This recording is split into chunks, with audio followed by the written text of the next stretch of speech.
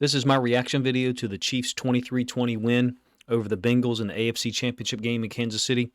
Pretty unique game, pretty interesting. There were so many factors, so many things to talk about. If you're on Twitter like I am, or Facebook, I'm sure other people, a lot of people are.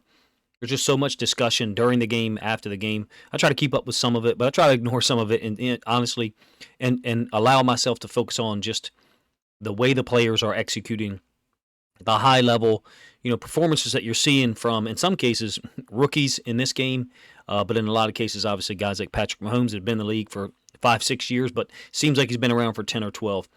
Unbelievable situation to have a rematch in the AFC Championship game. I appreciate it from that standpoint, even though I'm a Ravens fan. It's a very unique thing, very rare thing. The grit of Patrick Mahomes, the talent, the offbeat, plays, the improvisational plays that he makes in his career, the throws, all of those things he gets tremendous credit for. His escapability, his ability to do things sometimes left-handed or unusual throws, but the grit was on display here. When they needed that scramble to get a first down, he was able to get it. Quarterbacks are smart now, too. They're going to tiptoe along the sideline when they can. I don't think he necessarily did. I think he was just trying to get out of bounds because he understood how much time there was, and he knew he had the first down. It's a great play by him. I thought the Chiefs were severely limited offensively by two factors at least, three, I guess.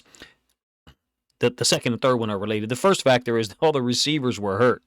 The only guy they had who was a real matchup problem by the end of the game, or actually by mid-second quarter, was Valdez-Scantling, and he just torched Mike Hilton, who's a player I think very highly of. I think he's a fantastic football player coming forward and even playing laterally, but deep balls, deep shots, deep over routes, Valdez-Scantling really took it to him. We're going to let some of the stats run here, and I'm going to go through some of my general reactions, and I'll talk about some of the big moments of the game. Gritty win for the Chiefs, like I said, and Patrick Mahomes.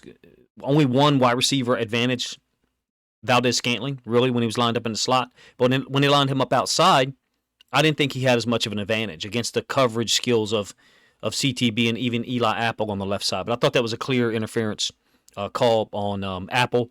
He grabbed a hit. I mean, I don't know what else people want, that gave the Chiefs a first down. Two other factors that was limiting the Chiefs' offense was how great the Bengals' defense is, for real, and their ability to stop them. I mean, they made the Chiefs one-dimensional. The run game was not there at all. In the previous three matchups, the Chiefs have been able to average like 5.8 yards per carry. You can see right there that they were not able. Oh, for some reason, the Chiefs' stats are cut off there. I have no idea why that is. Wow, that's weird. That's not going to be cool. But you can see that they threw for 326 yards, and Pacheco was their leading rusher, 10 carries for 26 yards, I believe. Yeah, it's on the left-hand side, but it's quite small font, so maybe you won't be able to see it. And then to be able to pull the win out of that, I thought was amazing. Their defense played well, even though the lack of ball skills in certain situations is obvious, particularly like, the double team to Chase, where he still catches it for 35 yards on a fourth down, and then the unbelievable catch by T. Higgins. But T. Higgins is like 6'4". It's not surprising that he can jump over someone, or the DB didn't even really challenge in that case. But I thought, for all things considered, the Chiefs' defense played quite well. They had 5 sacks, I think, 12 quarterback hits. The pass rush was awesome. They had 2 interceptions on Burrow. Actually, 3. There was a third one that was called back because of the early hit on the tight end, which was also a good call by the refs. The refs are getting a lot of heat from both sides. From multiple sides, actually, from Ravens fans too. And I get it, but they intercepted Burrow twice. And the third time, if the DB doesn't get there earlier, he's going to be able to make a play on the ball, or at least make contact with, I think it was Hayden Hurst in the middle field. Really poor decision by Burrow, moving to his left to throw it over the middle. Led to that interception, which of course was called back for the defensive pass interference. Moving to the Bengals side, some general observations. The blueprint was there. I mean, they fall behind 13-3. After the fourth down touchdown catch by, I think, Kelsey on a 4th and 1. Like 4 or 5 minutes left in the second quarter. And then the Bengals pull within 13-6, get a stop to start the third quarter. Defense got rolling, and they just did what they do. I mean, they just did what they do. I'm going to go over here in a moment what they did possessions-wise. I don't show the possession by possession on these reaction videos. Maybe sometimes I need to. I probably need to actually make this right here, what you're seeing, full screen, so the font's a little bigger. If it's too small, my apology. But the blueprint was there. Defense plays spectacular. Early, I know they gave up yards, but they held the Chiefs to 2 field goals in the first 2 possessions to keep their team in the game. It was only 6-0. Could have been worse. And then in the second half, lights out. Here's the possessions for the game. We'll just do it for the game. First half, this is the Chiefs' possessions against the Bengals defense. First two possessions, field goal, 6-0 lead. Combined for those two was 19 plays for 100 yards, so 5 yards a play. So they made it tough. Third possession, I think, was a touchdown. Was in the second quarter, the one I referred to earlier. 8 plays, 75 yards. So through 3 possessions, you're talking about 13 points, 175 yards of offense. And then the Bengals just did what they do, just clamp down. There was the punt in the last minute of the second quarter. I thought the Chiefs really wasted an opportunity there to get points. I thought their play calling was really poor, in my opinion. They only had 357 yards of offense, had the one really kind of fluky turnover where they were kind of going down, I think, in the third quarter to really take control. I think the Chiefs controlled most of the game. The Bengals defense kept them in it. Second half, here you go. If you're a Lou Anarumo fan or a Bengals defense fan, like I am, I'm a big Bengals defense fan, just respecting what they do. And to be honest with you, not understanding some of the coverage concepts that they're utilizing, some of the reads, I'll see it and I'll go, oh, that's this coverage. And then I'll watch it again. I'm like, it's not fitting with what I think my brain presumes they should be doing. Second half possessions for the Chiefs. Opening possession, third quarter, 3-and-out punt. Then you have the touchdown, which I think is to Marquez Valdez-Scantling, which was like 8 plays or something. Then the next possession of the third quarter, some will say this was luck. I mean, that's fine, whatever you want to call it. The Chiefs are driving. And I think they're driving to take a 2-score lead. And you get the fumble, which is it's very fortunate for Sam Hubbard and the Bengals, obviously, that they were able to get the football there. Then you have that really weird possession. 8 plays, 18 yards. How in the heck do you explain that? Where the refs blew the play dead as the play was starting or right before it started, which they clearly did. They showed the zoomed out view. They did. And then you had the defensive pass interference call, which moved the ball forward like 7 yards or something like that. But that was a punt. Then another punt. And then a field goal to win the game, obviously, with 8 seconds left or 5 seconds left. I thought the defense kept them in the game. I thought the Chiefs' defense did a great job of limiting Burrow and the Bengals. I think the Bengals' offensive system is spectacular. They have great personnel. Their lack of a run game today was glaring. Their offensive line was obviously an issue, but everybody knew that coming in because of the injuries that they had. Early in the game, overwhelming advantage for the Chiefs' defense. Pass rushes off their left side, so dealing with the right guard and right tackle for the Bengals. Look, the one thing I want to talk about with the Chiefs, something we talked about in our Discord a little bit, the Chiefs seem to really excel on 2 types of plays, and I don't mean run, pass, or concepts. I'm kind of theorizing here. Number 1, the designed plays early in games. And maybe they use a design play again later on, which I think they did. I think on their touchdown drive in the third quarter, the one that was capped by Valdez-Scantling's touchdown, I think there was 3 design plays there on that drive. And I'll maybe try to do a video on them this week. I don't want this reaction video to be super long. Design plays, the Chiefs' offense really excels, especially early or inside the 10 to score. We've all seen the shovel pass stuff, all the stuff that they do. Design plays they really excelled with tonight against this Bengals defense. Again, I apologize. For some reason, the Chiefs' team stats is not shown there on the right side. I have no idea why, so forgive me for that. And then the improvisational skills of Kelsey and Mahomes were on full display on that 4th and 1, late second quarter, the touchdown pass to Kelsey, where he beats, I think it's Jesse Bates, but he's kind of got a 2-way go a little bit. Looks like he's going to take it to the outside, to the sideline, in the end zone, that is. And Bates is there on the outside leverage. Kelsey turns it inside. Mahomes sees it. Those 2 types of plays, if you will, it's probably a better word than type, is what the Chiefs seem to excel on tonight. They didn't excel on direct run plays. They just did not. They didn't excel on pass read concepts. I thought the Bengals were in the right coverage 80-85% of the time. Now, the one thing that the Bengals defense just could not handle was Valdez-Scantling. I'm a big fan of Mike Hilton. I thought he's played well, particularly against the Ravens late in the season and in the wildcard game. But he got scorched by Valdez-Scantling. He just did. And if you're a Bengals fan listening and you don't like that, go watch the film. That was the one matchup that the Chiefs had. Valdez-Scantling in the slot and Hilton there. I'm talking about to the field. When you line up to the field, so wide side of the field to one side or the other, let's say to the right, if they put Valdez-Scantling in the slot, meaning the number 2 receiver to that side, you can reliably say that's where Mike Hilton's going to be. When the Chiefs put Valdez-Scantling is the number one receiver to the outside. Like I said earlier, I didn't think he was as impressive against CTB and Eli Apple. Chiefs pass rush among four guys accounted for the large majority of their work. Frank Clark, I thought, was devastating on the inside-out spin move early. Karlaftis got a sack on a second or third effort. Chris Jones was pretty unbelievable.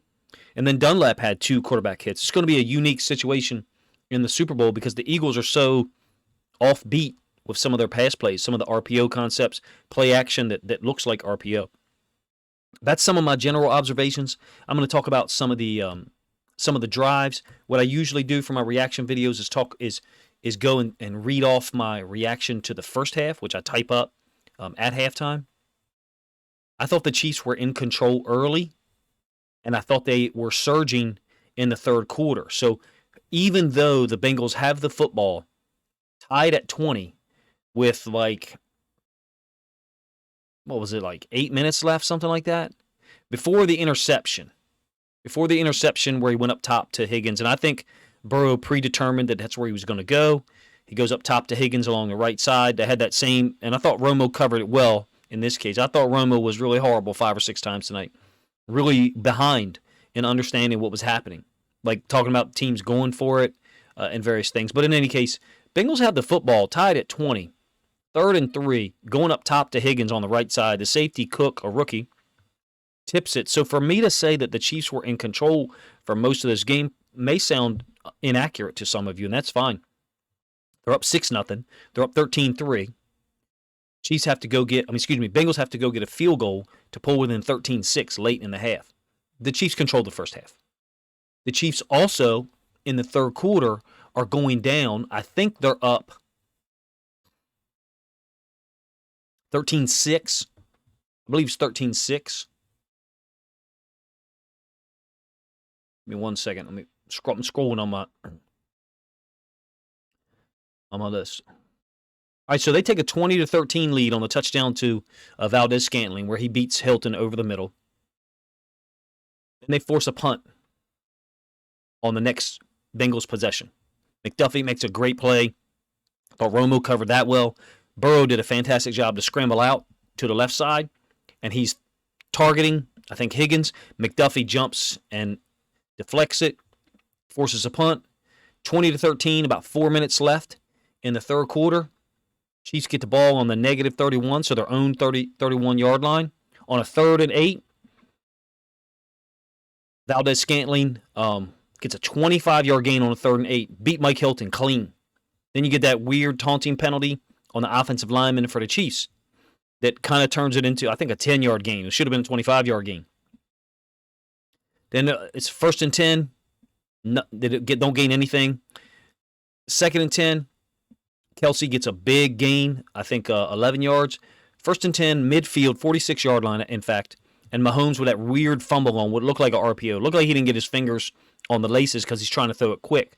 It's 20-13, 1st and 10, 46-yard line. At minimum, the Chiefs are probably going to go down and get a field goal to make it 23-13. In my opinion, the Chiefs controlled most of this game. After this, however, when Sam Hubbard falls on the ball and then wrestled it away from Mahomes, they're able to go down and tie it 20-all. You had the 4th and 6, 35-yard completion to Chase against essentially a double team. I think that was to start the fourth quarter. First play of the fourth quarter. When they ended the third quarter, 3rd and 5, in our Discord, which we got like 68, 69, 70 people in there now, a bunch of us were like, they're going for this. As we're transitioning to the fourth quarter, you get a little bit of time there. You can send a message in the Discord, and people will read it. And it's generally a safe environment in there to say that. People will disagree, whatever.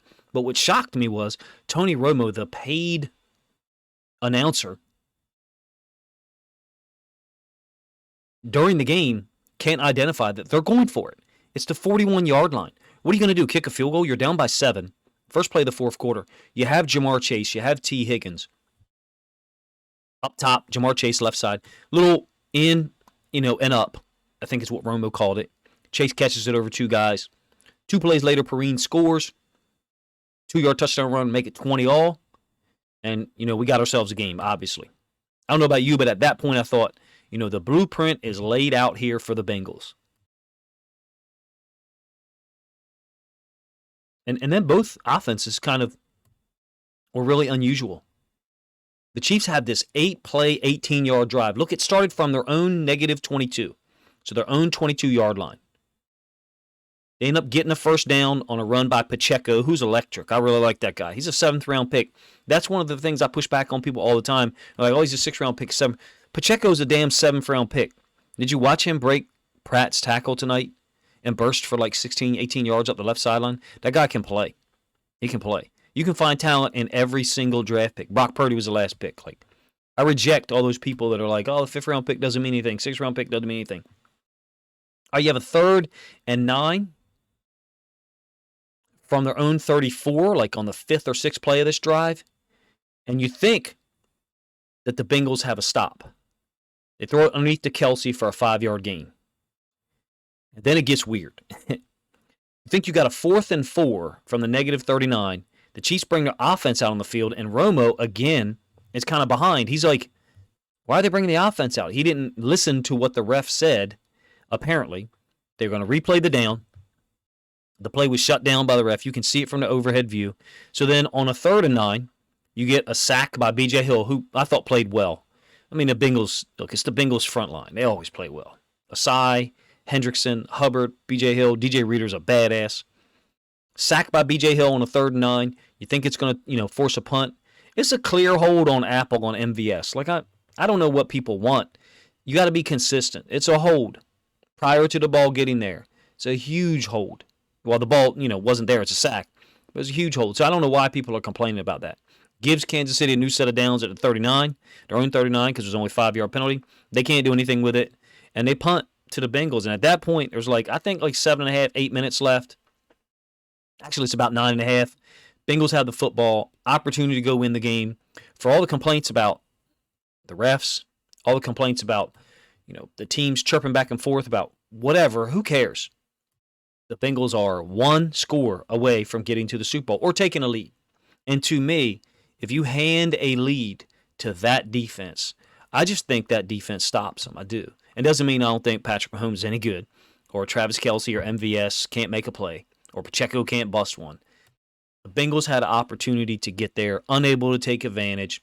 After a beautiful play by Burrow on 2nd and 13 from their own 15, maybe about 8.5 minutes left, he runs up the left hash on a beautiful scramble, 13-yard gain, give him a 1st and 10. Mixon on a toss out of 12 personnel. I was interested there. I was like, oh, they're going heavy. Are they going to run the ball here? Neither team really got the running game going, to my knowledge.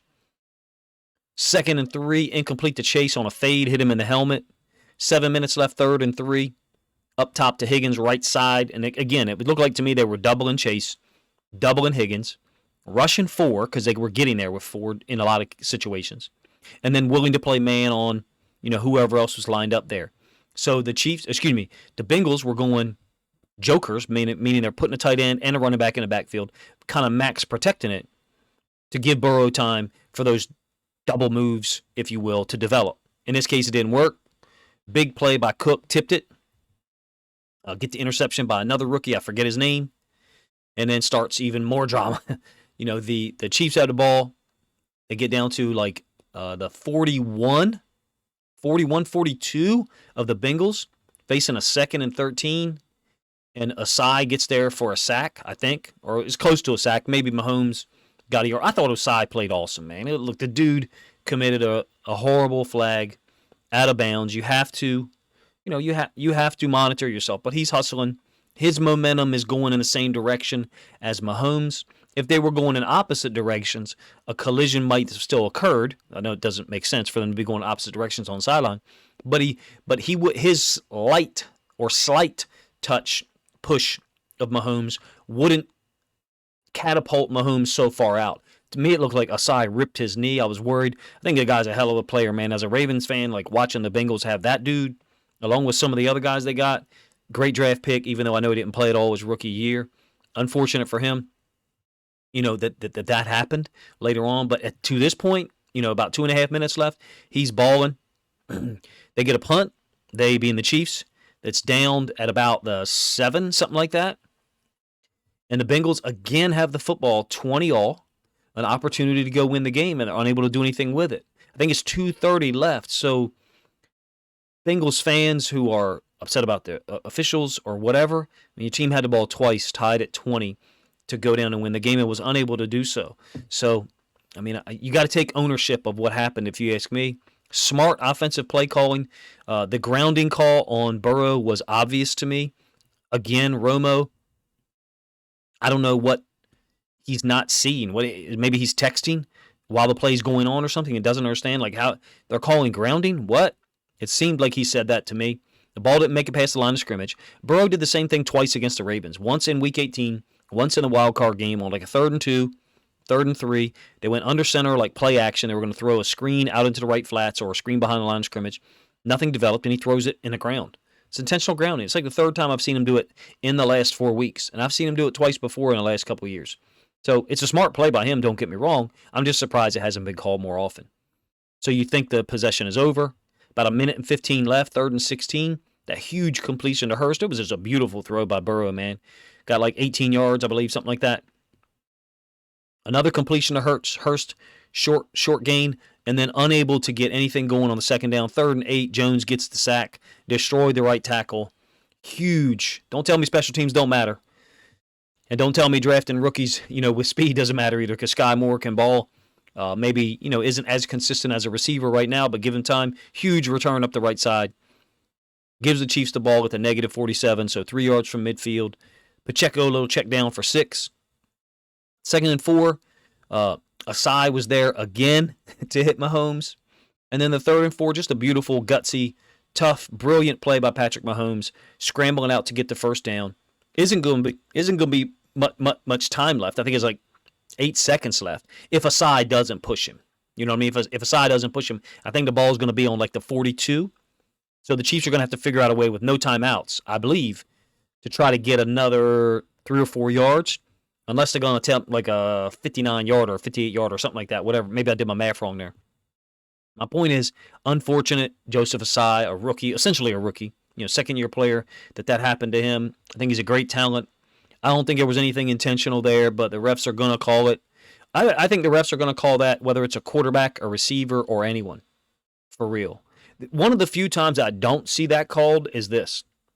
When there's an interception or a fumble recovery by the defense, and the defense has a guy who's running out of bounds for whatever reason, and an offensive player hits him with 2 steps, it doesn't seem to be called as much. So you can tell I have a defensive bias because I am a little protective of those guys because I generally see the game through a defensive lens, and I'm being somewhat protective or explanatory, I guess, of Joseph Asai, that I think he's just hustling. Is a poor decision, poor awareness by him, but I don't think it was intentional. Gives the Chiefs a situation where they're going to get a 44 or 45-yard field goal, and the guy nails it with 3 seconds left to win. 23-20. Great win for the Chiefs. I'm not down with all the post-game stuff. I mean, Mahomes was pure class, I thought, for most of his interview, and Kelsey comes up and just ruins it. Like, Mahomes is sitting there trying to thank God for, he said, healing him. Whatever you believe or I believe doesn't matter. That's Patrick Mahomes giving the interview, and Kelsey interrupts it, kind of rudely. It was like, how can you be any more off base here, Travis? But sets up the Kelsey Super Bowl, gives Mahomes 2 weeks to heal. It should be an interesting game. I will tell you right now, I said this in my preview for this game Sunday morning. If you watched it, thank you. I'm picking the Eagles, and I'm picking the Eagles by 10-plus points. I think the Eagles cause matchup problems for the Chiefs in a lot of ways. The Chiefs, I think, the Chiefs' run game, if they can get something from the run game, 120, 130 yards, somewhere in that area, I think that changes the dynamic. The Eagles' ability to rush the passer, ability to defend people, is the best group that the Chiefs will have faced, along with this Bengals defense, to be honest with you. I would say, for me personally, if you asked me to pick which defense I would want, I would pick the Bengals out of those two. If I could pick any defense in the league, I would take a healthy Baltimore Ravens defense, but that's another issue. Bengals defense deserves credit, going on the road again, putting up a fight, having the football, handing the football to their offense twice in the final 7.5 minutes with a chance to win the game. I firmly believe if the offense was able to go down and get a field goal, that Bengals defense is going to get a stop and figure out a way to make it happen and get to their second straight Super Bowl. Didn't happen. The Chiefs are there again. I know most of the country doesn't like that, but Chiefs, Eagles, Andy Reid, Jalen Hurts, Pat Mahomes, the Kelsey brothers. What's not to like? What's not to like? Appreciate you guys' time. If you enjoyed this commentary, which is generally commentary, and me, breaking down some of the plays, some of the situations, let me know. I probably missed a few elements of it. I wanted this to be a little shorter than it ended up being. I will have some videos out this week, some film study videos on this game. There's not many more opportunities to do film study on NFL games, clearly, before next August and September. And this one was a whole lot of fun for me to watch. Let me know if you enjoyed this commentary video. If there's anything that you disagree with me about, or if there's anything you think I missed, please let me know in the comments section. If you enjoyed this video a whole lot and you think other NFL fans might like it, please consider sharing a link on social media to help the video get more reach.